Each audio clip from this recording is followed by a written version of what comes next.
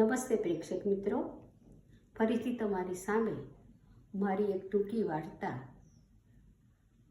જે વાર્તા મેં વર્ષો પહેલાં મારી ગુજરાત સમાચારની કોલમ લૌકિકમાં આપી હતી.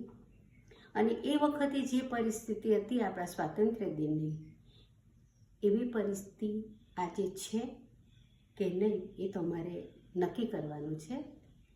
આ વાર્તા મેં લીધી છે મારા પુસ્તક નોખા સવાલ નારીના. વાર્તાનું શીર્ષક છે સ્વાતંત્ર્ય દિન કે પછી ? તો સાંભળો મારી વાર્તા, જે તમને જે વિચારો આપે એ વિચારોને તમે લોકો સુધી પહોંચાડજો. સ્વાતંત્ર્ય દિન કે પછી? અમેરિકામાં સ્થાયી થયેલો અનંત 20 વર્ષ પછી પોતાની માતૃભૂમિ પર પગ મૂકતા વેત અત્યંત ખુશ થઈ ગયો હતો.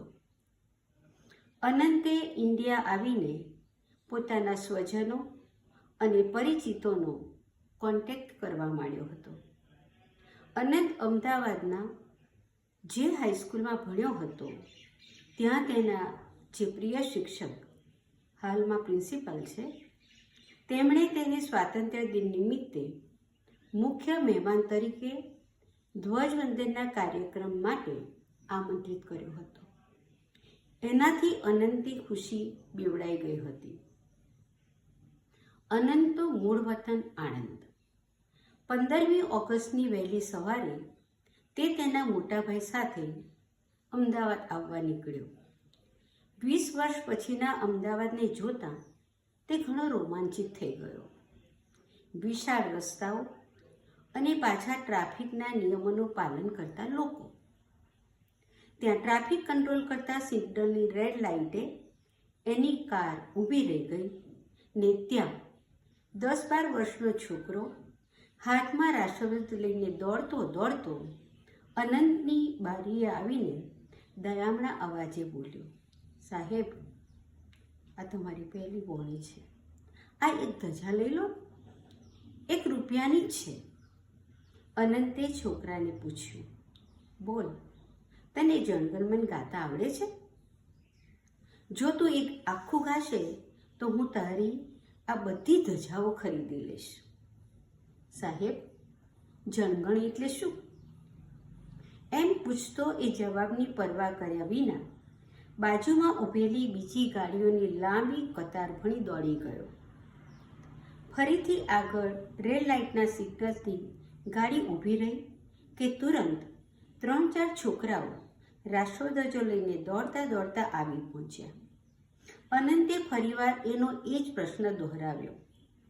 એમાંનો એક જણ બોલ્યો, સાબ, જેવું જનગણ, જય જય હરે. અમને સાબ એવું ક્યાંથી આવડે? અમે ઓછા નેહારમાં જઈએ છીએ. અનંતના મોટાભાઈએ સૂર પુરાવ્યો. કેમ લ્યા, ક્યાંય ક્યારે ત્યાં જનગણ સાંભળ્યું નથી? ના સર, તેણે જવાબ આપ્યો. અનંતનું દુઃખી દિલ વધુ પૂછપરછ ન કરી શક્યું. એણે એ છોકરાઓ પાસેથી બધા રાષ્ટ્રધ્વજ ખરીદી દીધા. એના મનમાં ભારે વિષાદ છવાઈ ગયો. આ મારો દેશ, જ્યાં મારા રાષ્ટ્રધ્વજનો ઉપયોગ આજીવિકાના સાધન માટે થઈ રહ્યો છે, એનું આ મહત્વ. અનંતે સ્કૂલમાં પહોંચતા વેત વિદ્યાર્થીઓમાં પેલા રાષ્ટ્રધ્વજ વહેંચડાવી દીધા. સ્કૂલના પ્રિન્સિપાલે અનંતના હસ્તે ધ્વજવંદન કરાવડાવ્યા પછી ભાષણ કરવા કહ્યું. અનંતે ભાષણ કરતા પહેલા નાનકડા વિદ્યાર્થીઓ તરફ નજર નાખી. સૌ ઊભેલા છોકરાઓના ચહેરાઓમાં એને પેલો ધ્વજ વેચનાર બાલમજૂરનો ચહેરો દેખાવા લાગ્યો. એણે ધીરેથી ભાષણની શરૂઆત કરી. વહાલા બાળકો, આપણે મહાન ભારત દેશમાં જીવીએ છીએ, જ્યાં સર્વ ધર્મ પ્રત્યે સમભાવ શીખવવામાં આવે છે, જ્યાં નાત જાત, ઊંચ નીચ અને અમીર ગરીબ વચ્ચેની ભેદરેખા મિટાવવાના પ્રયત્નો થઈ રહ્યા છે, પરંતુ વધતી જતી જનસંખ્યાને લીધે આપણા દેશમાં બેકારી અને ગરીબીનું પ્રમાણ દિન પ્રતિદિન વધી રહ્યું છે.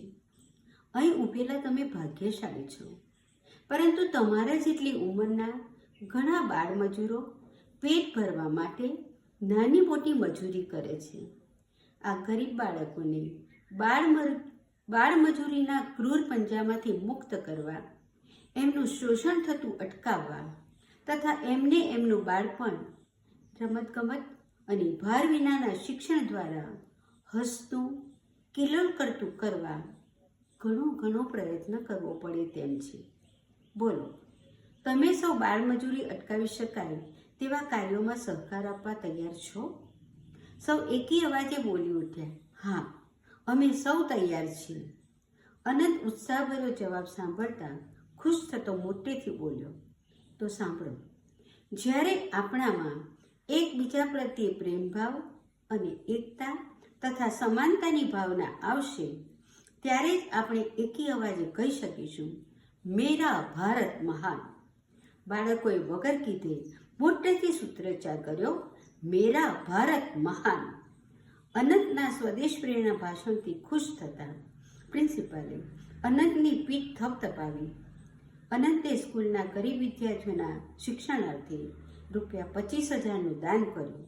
એટલું જ નહીં, બાળમજૂર અટકાવતી સ્વૈચ્છિક સેવા સંસ્થાને ₹1,00,000નું દાન આપી પોતે દર વર્ષે ગરીબ બાળકોના શિક્ષણ માટે આર્થિક સહાય મોકલતો રહેશે એવી ખાતરી આપી.